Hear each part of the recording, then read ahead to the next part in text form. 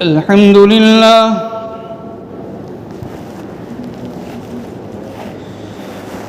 الحمد لله رب العالمين،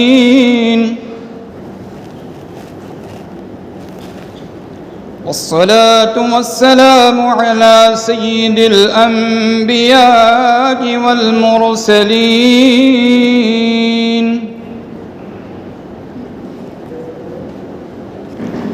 وعلى آله وأصحابه أجمعين إلى يوم الدين.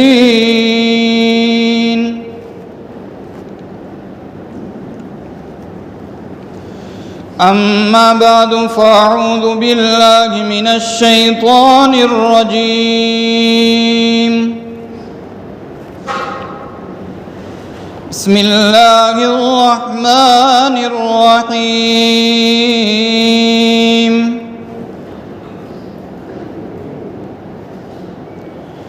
وإذ ابتلى إبراهيم ربه بكلمات فأتمهن،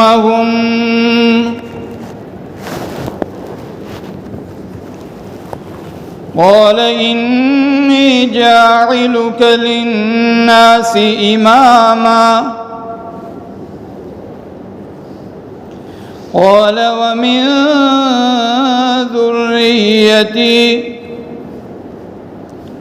قال لا ينال عهد الظالمين. صدق الله مولانا العظيم.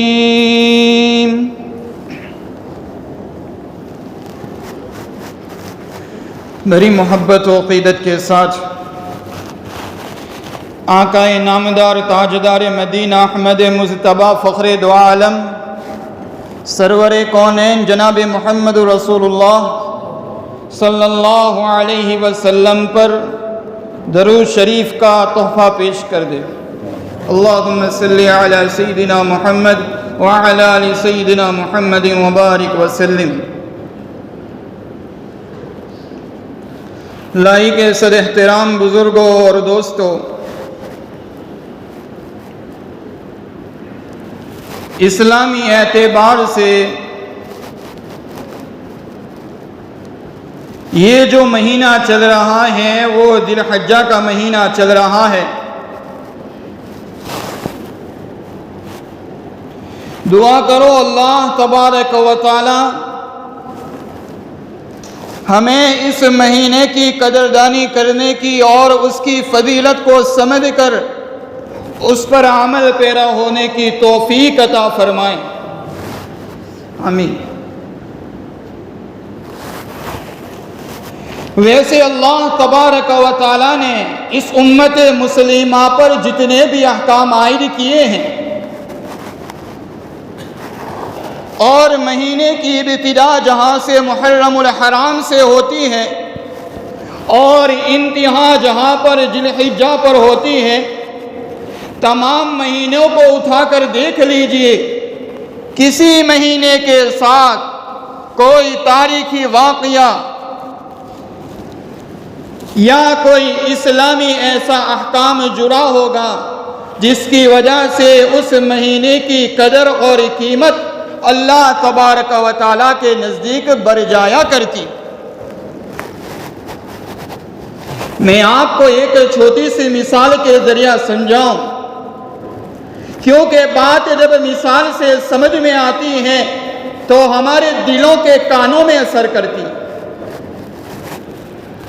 آپ پورے قرآن کریم کا مطالعہ کرو گے، پورے قرآن کریم کو آپ ایک کھنگال ڈالو گے، پتہ چلے گا کہ اللہ تبارک و تعالیٰ نے جہاں پر اپنی قدرت کاملہ کی نشانیاں بیان کی ہیں، بعد میں جا کے اپنی قدرت کو مثال کے ذریعہ سمجھایا ہے.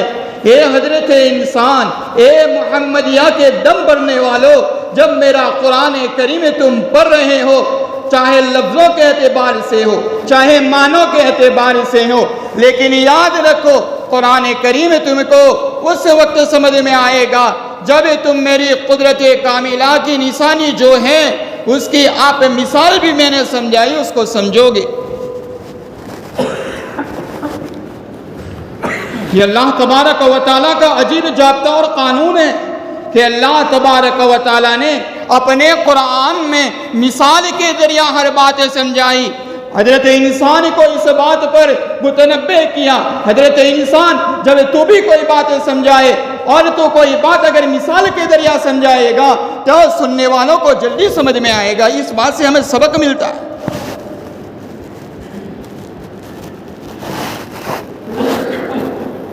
تو یہ تو اللہ تبارک و تعالیٰ کا قرآن ہے، یہ اللہ کا کلام ہے. اللہ کے کلام کو جب ہم مثالوں سے سمجھیں گے تو ہمیں بات بھی اچھی طریقے سے سمجھ میں آئے.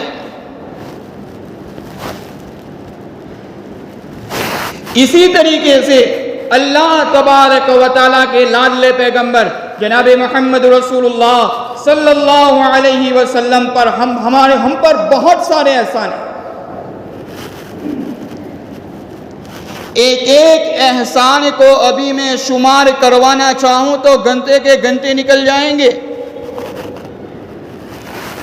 اس نبی صلی اللہ علیہ وسلم کے اس امت پر اتنے احسان ہیں.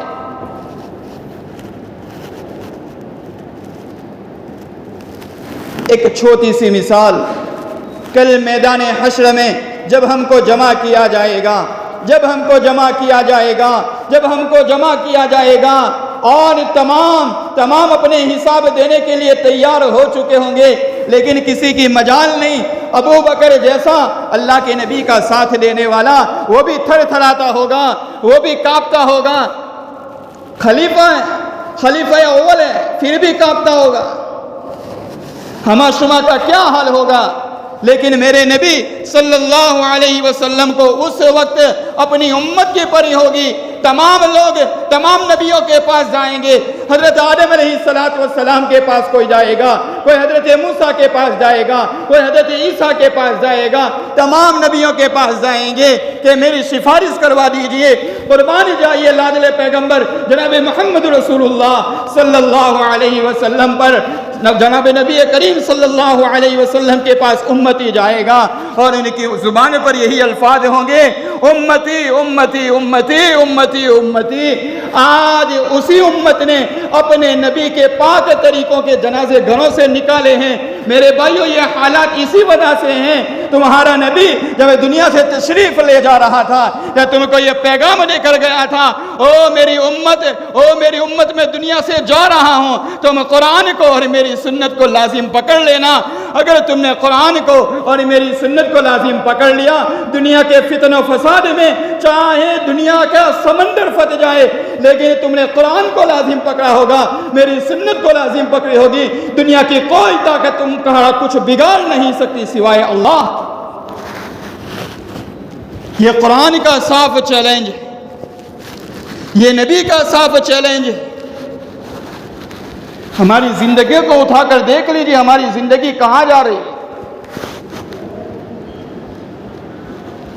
یہ مہینہ ہمیں یہی سبق دیتا ہے. حضرت ابراہیم علیہ السلام کے امتحانات ہمیں یہی سبق دیتی ہے. حضرت ابراہیم علیہ السلام کے اللہ تبارک و تعالیٰ نے کتنے سخت امتحانات لیے. ابھی میں آپ کو امتحان کی پوری تفصیل سناؤں گا. لونگتے کھڑے ہو جائیں گے. جب ان کا مطالعہ کرتے ہیں تو آنکھوں میں آنسو بہ جاتے ہیں. میرے بھائیوں اس وقت ابراہیم علیہ السلام کے اوپر کیا گزری ہوگی. میرا کہنا آسان ہے، آپ کا سننا آسان ہے. جانور کو ہمارے لیے ذبح کرنا آسان ہے، لیکن حضرت ابراہیم علیہ السلام کی وہ قربانی کل قیامت کے دن ہم پوچھیں گے، ابراہیم علیہ السلام بتاؤ تم پر کیا گزری تھی. میرے بھائیوں اس وقت تمہارے بھی رونگٹے کھڑے ہو جائیں. یہ وہ نبی ہے. خطبہ مسنونہ کے بعد جو پہلے آیت کریمہ تلاوت کی، اللہ تبارک و تعالیٰ نے اسی کی منظر کشی کی. اللہ تبارک و تعالیٰ نے قرآن مجید کے پہلے پارے میں حضرت ابراہیم علیہ السلام کے واقعے کو چھیڑا ہے. اللہ تبارک و تعالیٰ ارشاد فرماتا ہے، وَإِذِ ابْتَلَى إِبْرَاهِيمَ رَبُّهُ بِكَلِمَاتٍ، یاد کرو اس وقت کو جب حضرت ابراہیم علیہ السلام کا امتحان لیا رب ہو اس کے رب نے بکلمات، کئی باتوں میں، کئی احکام میں۔ قرآن آگے جا کے خاموش،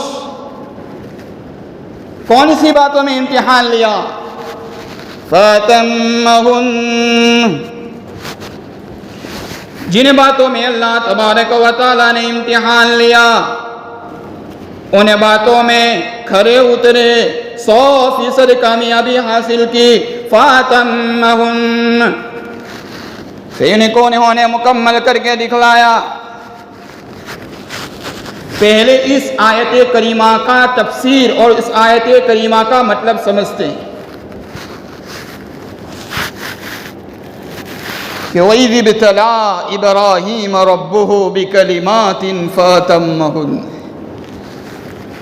اللہ تیرا قرآن کتنا بہتر ہے، اللہ تیرا قرآن کتنا بہتر ہے کہ تو نے ہمیں حضرت ابراہیم علیہ السلام جیسے امتحانات کے لیے بھی قبول فرما لیا، ان کو سننے اور سنانے کے لیے بھی قبول فرما لیا، اور ان کی ایک ایک ادا کو ہم پر عمل پیرا کرنے کے لیے تو نے ہمیں قبول کر لیا۔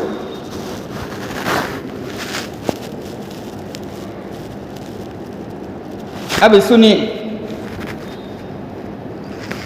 مفسرین فرماتے ہیں کہ یہاں پر ہمیں 5 باتوں کو سمجھنا ہے۔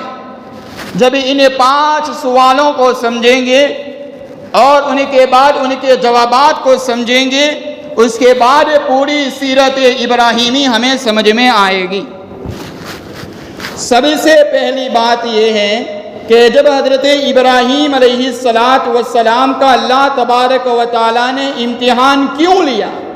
حالانکہ اللہ تبارک و امتحان تو اس آدمی کا ہوتا ہے کہ جس کی صلاحیت، اس کی قابلیت، اس کے پاس کتنی استعداد ہے، ان کو دیکھنے کے لیے امتحان لیا جاتا ہے، جیسے آج کل دنیا کا امتحان ہوتا ہے۔ اور یہاں پر یہ سوال قائم ہوتا ہے کہ اللہ تبارک و تعالیٰ تو علیم بذات الصدور ہے، یعلم خائنۃ الاعین وما تخفی الصدور کا جب مالک ہیں، تمہاری آنکھوں کے پلکے کدھر گھوم رہے ہیں اور کس چیز کی طرف جا رہے ہیں اس کو بھی اللہ جانتا ہے، تمہارے دلوں کے اندر کیا چل رہا ہے اس کو بھی اللہ جانتا ہے۔ تو پھر اللہ تبارک و تعالیٰ کو تو ساری چیزیں معلوم ہے، پھر حضرت ابراہیم علیہ السلام کا امتحان لینے کا مقصد کیا تھا؟ نمبر 1۔ نمبر 2، امتحان کا عنوان کیا تھا، امتحان کا ٹاپک کیا تھا؟ جیسے ہمیں اسکول میں بتلا دیا جاتا ہے کہ 15 تاریخ کو یہ سبجیکٹ کا امتحان ہوگا، 16 کو یہ سبجیکٹ کا، 17 کو یہ سبجیکٹ کا۔ مدرسوں میں بتلا دیا جاتا ہے کہ یہ کتاب کا امتحان اتنے بجے سے لے کر اتنے بجے تک ہوگا اور یہ تاریخ کو ہوگا۔ نمبر 3، حضرت ابراہیم علیہ السلام کا امتحان لیا گیا تو کون سے درجے میں انہوں نے کامیابی حاصل کی؟ اے گریڈ میں حاصل کی کہ بی گریڈ میں حاصل کی کہ سی گریڈ میں حاصل کی؟ نمبر 4، امتحان کے اندر کامیابی مل گئی تو انہیں کو انعام کیا ملا اور کون سے درجے کا انعام ملا؟ نمبر 5، انعام تو ملا لیکن انعام کے شرائط کیا مقرر ہوئے، ان کے ضابطے کیا مقرر ہوئے؟ 5 سوال سمجھ میں آ گئے؟ اچھی طریقے سے سمجھیو۔ نمبر 1، امتحان لینے کا مقصد کیا تھا؟ نمبر 2، امتحان کا عنوان کیا تھا؟ نمبر 3، امتحان میں کس درجے کی کامیابی حاصل کی؟ نمبر 4، امتحان کے اندر کامیابی حاصل کی تو اس کا انعام کون سے درجے کا ملا؟ نمبر 5، امتحان کے اندر جو کامیابی حاصل کی اور جو انعام ملا اس کے لیے کون سے شرائط اور کون سے ضابطے مقرر ہوئے؟ اب پہلے سوال کا جواب سنیے، امتحان کا مقصد کیا تھا؟ تو لفظ ربہ لا کر وَإِذِ ابْتَلَى إِبْرَاهِيمَ رَبُّهُ، ربہ کے اندر جو لفظ رب ہے انہی کے سارے مقصد کو اور پہلے سوال کا جواب مل گیا۔ رب کہتے ہیں کسی چیز کو آہستہ آہستہ درجے کمال تک پہنچانا، اور یہ لفظ رب اللہ کے اسماء حسنی میں سے ہیں۔ اس کا مطلب یہ ہوا کہ ابراہیم علیہ السلام کا امتحان اللہ تبارک و تعالی کسی جرم کی وجہ سے نہیں لینا چاہتا تھا، بلکہ اللہ تبارک و تعالی یہ طے کر چکا تھا کہ مجھے میرے لاڈلے حضرت ابراہیم علیہ السلام کو، جس کو خلیل اللہ بھی کہا جاتا ہے، اس کو ایک بڑے مقام تک پہنچانا ہے۔ تو کہتے ہیں کہ میں ان کی تربیت کروں اور آہستہ آہستہ تربیت کر کے ان کو ان کے نبوت جو دینی ہے اس مقام نبوت تک پہنچانے کے لیے یہ سارا امتحان کا نقشہ تیار ہوا۔ نمبر 2، دوسرا سوال جو قائم کیا گیا تھا کہ کس عنوان سے امتحان لیا گیا۔ مفسرین فرماتے ہیں، بعض مفسر فرماتے ہیں کہ اللہ تبارک و تعالیٰ نے 30 باتوں کے اندر، 30 احکاموں کے اندر ان کا امتحان لیا۔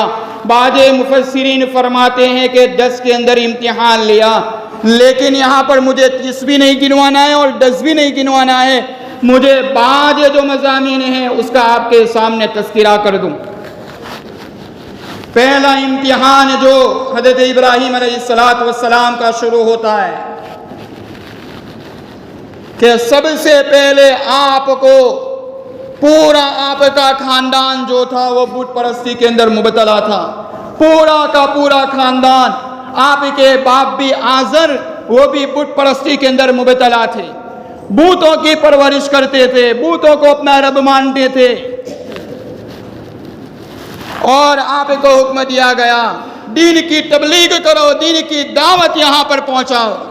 ایک اکیلا آدمی اور پورے اپنے خاندان کے اندر، پورے اپنے صوبے کے اندر ان کو دین کا ٹھیکیدار بنا دیا، لیکن کس کا اوپر ہاتھ تھا؟ اللہ کا ہاتھ تھا۔ یاد رکھو اللہ تبارک و تعالیٰ کی طرف سے تم پر جو حکم عائد ہو اور تم یقین کے درجے میں اس حکم کو پورا کریں گے۔ حضرت ابراہیم علیہ السلام کا واقعہ یہ تم کو سبق دیتا ہے، تمہارے لیے، تمہاری عبرت کے لیے کافی ہے کہ اللہ تبارک و تعالی دنیا کے کرے امتحانوں کے اندر بھی تم کو کامیاب کر کے دکھائے گا انشاءاللہ، یہ یقین چاہیے۔ چنانچہ حضرت ابراہیم علیہ السلام نے اپنے گھر والوں کے اندر دعوت دینا شروع کر دی۔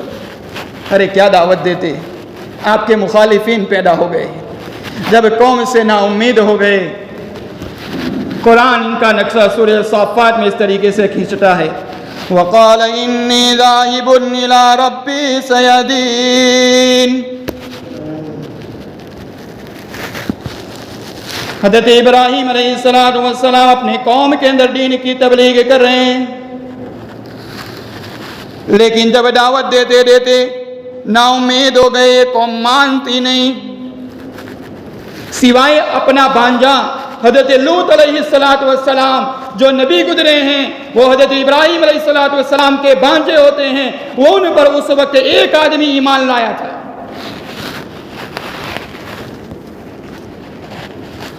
اپنے وطن کو چھوڑنے کے لیے تیار ہو گئے۔ یہ پہلا امتحان، پورا خاندان آپ سے ناراض ہو چکا، اللہ کو راضی کرنے کے لیے خاندان کو بھی چھوڑنا پسند کر دیا، کیونکہ جب مجھے میرا رب مل گیا ہے، دنیا کی ساری طاقتیں میرے سامنے آ جائے اور مجھ سے ناراض ہو جائیں، لیکن میرا رب مجھ سے ناراض نہیں ہونا چاہیے۔ یہی حضرت ابراہیم علیہ السلام کی سیرت سب سے پہلا امتحان ہمیں یہ سبق سکھاتا ہے۔ اب دوسرا سبق سنیے جو ان ایام میں آگے چل کر ہم کرنے والے ہیں۔ بدھ کے دن ہم جس کی سنت کو ادا کرنے جا رہے ہیں وہی امتحان ہے۔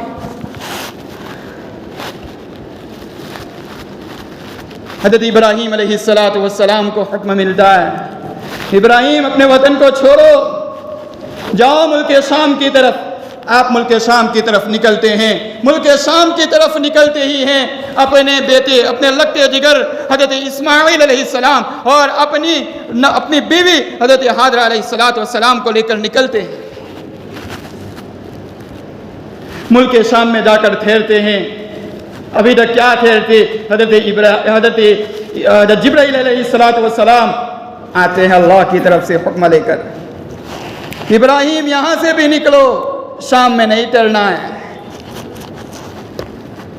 چلتے ہیں دونوں ساتھ میں چلتے ہیں.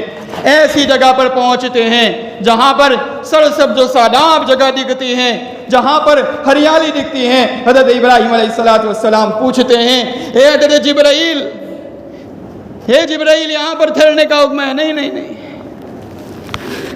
میرے بھائیوں کتنا سخت امتحان ہوگا. چتیل میدان میں حکم ملتا ہے، چتیل میدان میں تیرنا ہے، وہاں پر جا کر ٹھہرا دیا جاتا ہے. وہاں پر ٹھہر جاتے حضرت ابراہیم علیہ السلام. پھر حکم ملتا ہے نہیں، اپنے بیٹے کو حضرت اسماعیل کو، حضرت ہاجرہ کو یہاں پر ہی چھوڑ دو، ملک شام تم واپس جاؤ. اللہ کو راضی کرنے کے لیے اپنی بیوی کو بھی بتلانا گوارا نہیں کیا، اور نیک کام میں دیر نہ کیجئے. اس حکم کو پورا کرتے ہوئے آپ نکلتے ہیں. حضرت ہاجرہ دیکھتی ہے میرے سرتاج جا رہے ہیں. پوچھتے ہیں سرتاج کہاں جا رہے ہو؟ جواب نہیں ملتا. چلتے ہیں لیکن آخرکار بیوی تھی، خلیل اللہ کی بیوی تھی، سمجھ گئی کہ اللہ کا حکم آیا ہے.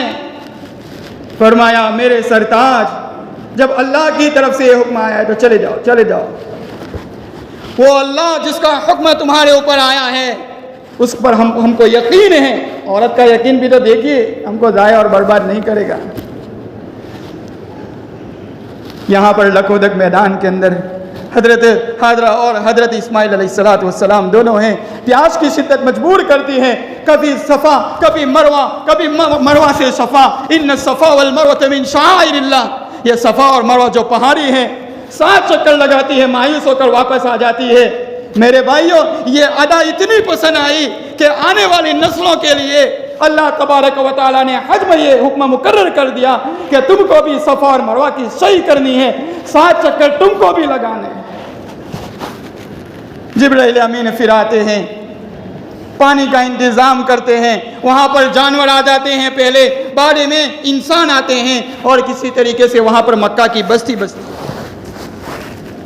اب امتحان آیا، اصل امتحان جو ہے یہ بھی ہو گیا. گاہے حکم آتا ہے اے حضرت ابراہیم آؤ، اپنے بچوں کی پرورش کرنے کے لیے آؤ، بچوں کو دیکھنے کے لیے آؤ. بچوں کو دیکھنے کے لیے آتے ہیں. یہ نومولود بچہ ہے. حضرت اسماعیل کو دیکھنے کے لیے آتے ہیں، اپنی بیوی کی خبر لینے کے لیے آتے ہیں. لیکن حکم آیا، پھر امتحان. رب هب لي من الصالحين فبشرناه بغلام حلیم. یہی بچہ مانگا تھا بشارت میں، بشارت یہی بڑباٹ بچے کی بشارت دی گئی تھی. میرے بھائیو تیسرا امتحان آتا ہے. جب ابھی تو آتے ہیں اور پھر یہ حکم آتا ہے اب جو بیٹا ہے، جو آپ کا لگتے جگر ہے، ان کو اب آپ کو قربانی پیش کرنی ہے. فلما بلغ معه السعي قال يا بني إني أرى في المنام أني أذبحك فانظر ماذا ترى قال يا أبت افعل ما تؤمر ستجدني إن شاء الله من الصابرين. اے میرے بیٹے، میں تجھے خواب میں دیکھ رہا ہوں، میں تجھے ذبح کر رہا ہوں، تیری کیا رائے ہے؟ قربان جائیے اللہ تبارک و تعالیٰ کے. حضرت اسماعیل علیہ السلام کو کیسا بڑبڑ بنایا تھا. فوری طور پر اپنے باپ کو یہ کہہ دیا ستجدونی انشاءاللہ من الصابرین، ان قریب آپ مجھے صبر کرنے والوں میں سے پائیں گے. ایسا نہیں کہے گا کہ مجھے اکیلے کو، کیونکہ مفسرین فرماتے ہیں کہ یہاں پر انشاءاللہ من الصابرین، صابرین یہ جمع ہے، اور جمع لا کر یوں مفسرین بتلانا چاہتے ہیں کہ جمع کا سیگا لا کر کہ بہت سارے لوگ بھی ایسے صبر کرنے والے پیدا ہوں گے اور پیچھے گزر بھی چکے. میرے بھائیو یہ امتحان ہوتا ہے. قربان گاہ لے جاتے ہیں، مینا کی وادیوں میں لے جاتے ہیں. فلما اسلم وتلہ للجبین، جب دونوں نے حکم مان لیا، حضرت ابراہیم علیہ السلام اپنے بیٹے کو لے کر نکلتے ہیں، مینا کی وادیوں میں پہنچتے ہیں۔ وہاں پر تاریخی روایات کے مطابق شیطان نے 3 بار حملہ کیا، 3 مرتبہ حضرت ابراہیم علیہ السلام کو بہکایا، لیکن تینوں مرتبہ آپ نے 7 مرتبہ کنکری ماری۔ یہ جو 3 جمرات ہیں، اور 3 جمرات پر حاجی جب رمی کرتا ہے، کنکریاں مارتا ہے، یہی حضرت ابراہیم علیہ السلام کی یادگار ہیں، اور اللہ تبارک و تعالیٰ کو یہ عمل بہت پسند آیا۔ اب قربان گاہ لے جاتے ہیں، بتاتے ہیں، ابا جان چھری کو تیز کر لیجیے، اور حضرت اسماعیل علیہ السلام اپنے باپ کو کہتے ہیں، اے میرے ابا جان، اے میرے ابا جان، مجھے اچھی طریقے سے باندھ دینا، اور میرے قمیص کو الگ کر دینا، کہیں ایسا نہ ہو کہ میرے خون کے پھوارے اپنے کپڑوں پر لگ جائے اور میرا ثواب کم ہو جائے، اور میرے والدہ کو سلام بول دینا، اور میرے والدہ کے پاس قمیص لے جانا اور بتلا دینا کہ یہ تیرے بیٹے کی قربانی۔ میرے بھائیوں، کہیں سے حضرت ابراہیم علیہ السلام چھری پھیرتے ہیں، چھری نہیں چل رہی ہے، چھری نہیں چل رہی ہے۔ تاریخی روایت کے مطابق پیتل کی ایک چیز بیچ میں گلے میں لا کر رکھ دی تھی اللہ تبارک و تعالیٰ نے، اس وجہ سے چھری نہیں چل رہی تھی۔ آخرکار ایک باپ اپنے بیٹے کو قربان کرنے کے لیے تیار ہو گیا، چھری چلاتا ہے، ابھی تو چھری چلاتا ہے اور اوپر سے آواز آتی ہے، وَنَادَيْنَاهُ يَا إِبْرَاهِيمُ، ہم نے آواز دی ہے ابراہیم۔